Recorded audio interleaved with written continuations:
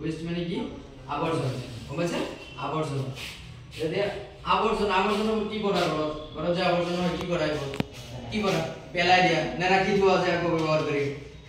পেলাই দিয়া না পুৰি দিয়া বা কৰবাত পেলাই দিয়া তো ঠিক সেইদৰে কি এই পেলাই দিয়া যে এই পেলাই দিয়া বা কৰবাত নি পেলাই পুৰি দিয়া যে এটো কি হয় ম্যানেজমেন্ট হয় যে তুমি ওয়েস্টবোৰ আবৰ্জনাবোৰ এটা ঠাইত নি পেলাই থৈ মেলি পুৰি দিছা এটো তুমি কি ওয়েস্টটো ম্যানেজমেন্ট কৰিছা মানে ম্যানেজ কৰিছা কেনেকৈ ৰাখিব যাতে পৰিবেশটো হেৰি নহয় প্ৰদূষণ নহয় বা এতিয়া সব হেৰি আছে কিবা গেলা বস্তু আছে ন এটো যদি ৰাস্তাত পেলাই দিয়া কোনটো ওলাবলে নাই মানুহ যাব পাৰিব নোৱাৰে নহয় এনভায়ৰনমেন্টটো হেৰি হৈ যাব ন নষ্ট হৈ যাব তো এইখিনি যে তুমি দুনিয়াকে নিয়ে ডাস্টবিনত দি পেলাই কৰবাত গাড়ী দি দিছা বা কৰবাত পেলাই দিছা এটো হ'ল কি তোমাৰ ম্যানেজমেন্ট কৰা ম্যানেজ কৰা ঠিক আছে দেন এতিয়া বায়োমেডিকেল ওয়েস্ট কোনবোৰ হ'ব এতিয়া হস্পিটাল গৈছিলা তোমালোক মানে নহয় এতিয়া সব ঘৰতে কিবা এটা সিৰিয়াস হৈ গলে আহি পেলাই ডক্টৰে সেলাইন দিয়ে হয় নহয় ফাৰ্মাসিষ্টবোৰ আহি পেলাই সেলাইন দিয়ে তেতে কি কৰা সেলাইন দিয়াৰ পিছত কি কৰা পাইপটো আৰু হেৰিটো যে থাকে সেলাইনৰ বটলটো এই কৰবাত নি পেলাই দিয়া বা কৰবাত আঁচি থৈ দিয়া যাতে কোনে ইয়াত নদৰে যে হেৰি ৰোগ হোৱাৰ চান্সেছ হ'ব আৰু বেলেগ মানুহ হৈ যাব পাৰে হয় নহয় বা পুৰি দিয়া বা যিটো কৰা মানে এটা টাইপ থৈ দিয়ে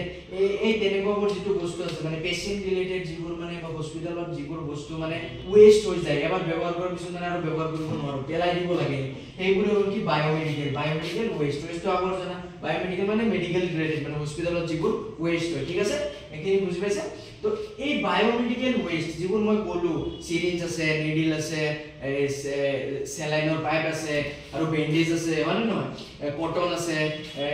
আৰু ঔষধৰ টেবলেটৰ হেৰি আছে পাত্ৰ আছে আৰু হেৰি আছে বোতল আছে এইবোৰ হেয়া হৈ যোৱাৰ পিছত কি কৰিব লাগিব পেলাই দিব লাগিব মানে নহয় তেতিয়া কেনেকৈ পেলাব লাগিব তাৰ এটা স্পেসিফিক সিস্টেম আছে কাৰণ যদি সোৱা এটা ৰোগীৰ হেৰিটো যদি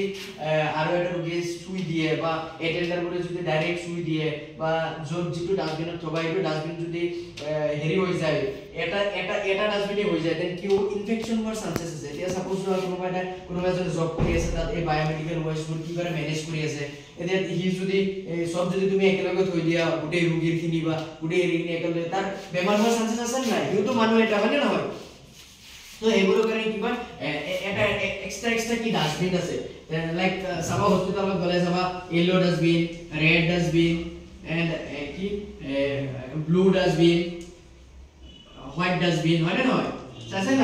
আছে নাই তেনেকুৱা হস্পিটাল গৈছা কেতিয়াবা গৈছা ইয়াবোৰ চাইছা ন এতিয়া এলো কি থব এতিয়া এলো থব যিবোৰ মানে কটন জাতীয় বস্তু আছে লাইক কটনটো চিনিব এই ইনজেকশন দিলে যে ইউজ কৰে কটন বেন্ডেজ লগাইছা কেতিয়াবা হয় নহয় ৰোল লগাইছে না হোয়াইট কালাৰৰ মাথাটো ফাটি গলে যে বান্ধি দিয়ে এইবোৰ ৰোল আৰু সোৱা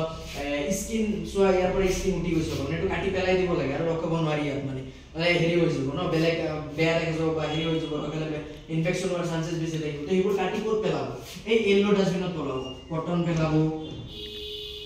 পিছত কি আছিলে বেন্ডেজ পেলাব আৰু হেৰি স্কিনৰ হেৰিবোৰ যে আছে এইবোৰ পেলাব ঠিক আছে ৰেডত কি যাব ৰেডত যিমানবোৰ প্লাষ্টিক ৰিলেটেড হেৰি আছে প্লাষ্টিক ৰিলেটেড যিমানবোৰ বস্তু আছে ঠিক আছে প্লাষ্টিক ৰিলেটেড কি আহে প্লাষ্টিক ৰিলেটেড হস্পিটালত সিৰিঞ্জ আহে পিছত কি আহিব সেলাইনৰ বটল আহিব পিছত কি আহিব ইউৰোবেগ আহিব হয় নহয় আৰু কিমান পাইপ আছে মুখত দি থৈ অক্সিজেনৰ হেৰি দি থৈ এইবোৰ এটা পেশেন্টতে